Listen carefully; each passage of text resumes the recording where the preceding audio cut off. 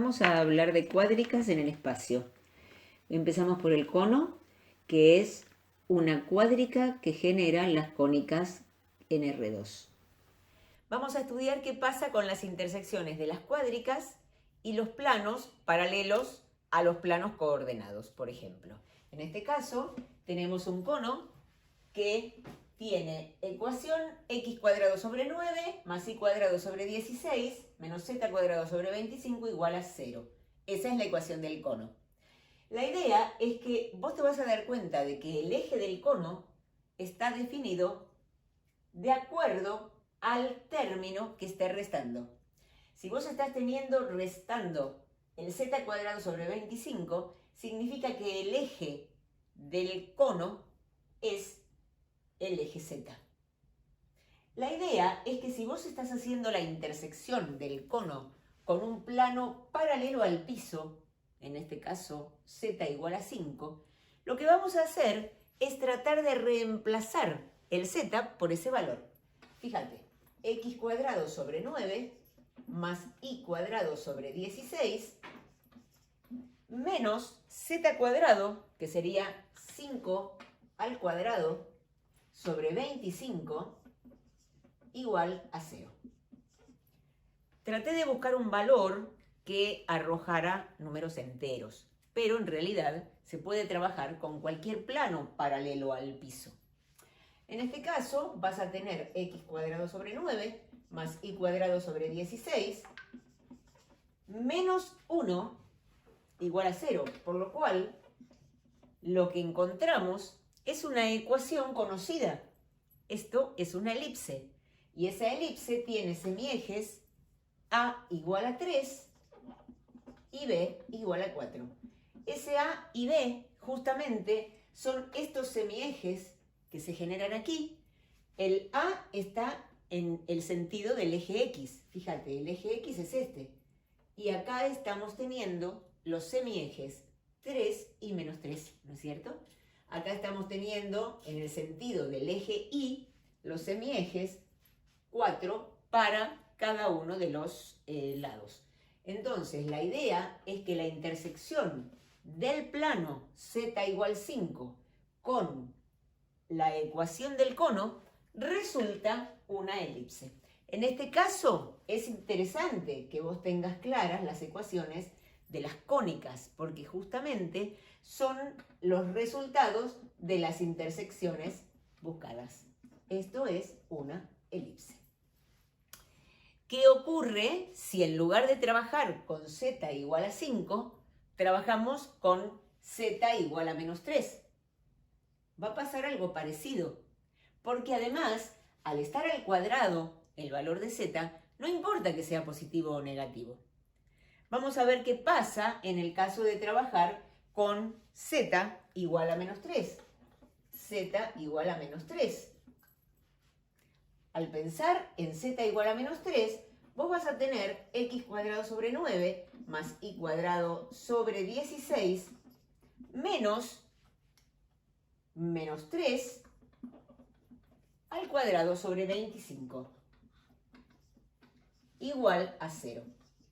La idea es que esto que queda armado, que queda en dimensión 2, porque queda sobre un plano, resulta 9 sobre 25 en el otro miembro. Pero lo que yo necesito es tener igualada a 1 la expresión para tener una elipse, ¿verdad?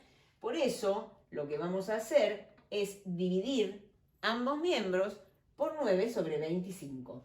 Entonces, voy a tener 9 y esto va a aparecer en los denominadores, por lo cual divido por 9 sobre 25. En el otro caso, el y también va a quedar dividido por y cuadrado por 9 sobre 25. Y acá resulta igual a 1. Esta expresión que tenemos acá sigue siendo un a cuadrado. Entonces, x cuadrado sobre 81/25 más y cuadrado sobre 9 por 6, 54, 9 por 1, 9, más 5, 14, igual a 1. ¿Ves? Obtuvimos nuevamente una elipse, pero los semiejes tienen distinto valor. Lógicamente, a medida que el plano sube o baja, la elipse va a tener semiejes mayores o menores. Lo que nosotros podemos ver en este caso es que esto no es un cono circular recto. ¿Por qué? La idea es que no son círculos los que se forman aquí, son elipses. Es un cono que está más aplastado que redondo, ¿verdad? Así que la idea es que acá también estamos encontrando dos semiejes. El semieje A va a ser 9/5 y el semieje B es 12/5. ¿Te das cuenta? Así que la idea de trabajar con una intersección con el plano horizontal, o sea, paralelo al piso, o sea, paralelo al plano XY, va a obtener elipses. ¿Qué ocurre si ese plano pasa por el origen de coordenadas? Estoy trabajando con un plano Z igual a 0. De acuerdo a lo que visualmente vemos, vamos a decir que ese plano, al intersecar con el cono, va a arrojar este punto. ¿Cómo surge eso analíticamente? Representando la intersección a partir del corte del plano con el cono, vos, al ubicar aquí el 0, vas a tener un x cuadrado sobre 9 más y cuadrado sobre 16 menos 0 igual a 0. O sea, estás diciendo que la suma de dos cosas que son positivas es 0. Fíjate cómo queda. Estoy trabajando con el plano z igual a 0, por lo cual tenemos que x cuadrado sobre 9 más y cuadrado sobre 16 menos 0, que es esto, es igual a 0. ¿Existe algún par de números que sumados, positivos que sumados me den 0? Solamente 0. Por lo cual el x es 0 y el y también. Aquí vemos que la solución, en este caso, es el punto 0 de x, 0 de y 0 de z, que es justamente el valor de z que figura en todos los puntos del plano. Aquí se ve analíticamente que la intersección con el plano z igual 0 es el vértice del cono. 0, 0, 0, en el caso de no tener un desplazamiento. Ahora, si el cono está desplazado en el sentido del eje Y o del eje X o bien también del eje Z, lo que se va a obtener en las fórmulas es un desplazamiento dado por un X menos X0, Y menos Y0, Z menos Z0, como siempre trabajamos con los desplazamientos. ¿Te das cuenta? Por otro lado, trabajando con las intersecciones con los planos, vas a obtener, en este caso, con los planos paralelos al piso, o sea, planos que son ortogonales al eje, ¿no es cierto? Al eje del cono. La idea es que vos vas a obtener elipses o un punto. Lo que vos obtenés cuando trabajás con planos que tienen que ver justamente con los planos coordenados se llaman trazas. Son intersecciones especiales, pero se maneja todo de la misma forma, haciendo un reemplazo de la variable por el valor que tiene el plano. ¿Por qué? Porque son planos especiales, son planos que tienen solamente una coordenada, porque estamos trabajando con planos paralelos a los planos coordenados, o bien el mismo plano coordenado. Pero ¿qué ocurre si nosotros, en lugar de trabajar con planos que son ortogonales al eje del cono, trabajamos con planos que tienen otro tipo, otra posición. En el caso de decir, serían planos, por ejemplo, paralelos al eje del cono. Este plano, disculpen, es perpendicular al eje del cono.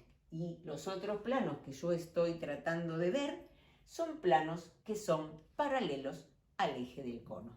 Ahora vamos a ver la intersección del cono con un plano paralelo al plano IZ, que es el plano X igual a 3. Fíjate, de acuerdo al dibujo, el plano está ubicado con el corte en el eje X en el punto 3, pero es paralelo al plano IZ. Cuando nosotros trabajamos con este plano, tenemos que hacer un reemplazo en el cono del X por 3. Entonces sería 9 sobre 9